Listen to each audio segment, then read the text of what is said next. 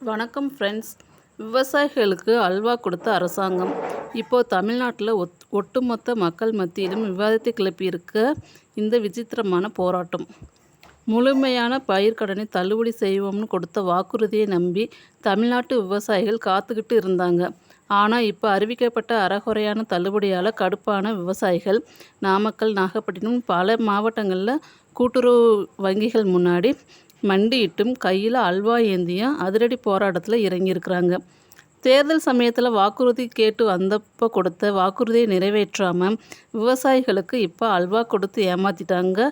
அப்படிங்கிறதான் இப்போ போராட்டத்தில் இருக்கிற விவசாயிகளோட ஒட்டுமொத்த குமரலாக இருக்குது.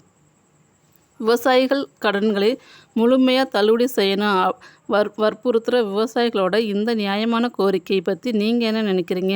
கமெண்ட்டில் சொல்லுங்கள். மறக்காமல் நம்ம சேனலை சப்ஸ்கிரைப் பண்ணி லைக் பண்ணுங்கள். உங்கள் ஃப்ரெண்ட்ஸ் உங்களுக்கு ஷேர் பண்ணுங்கள்.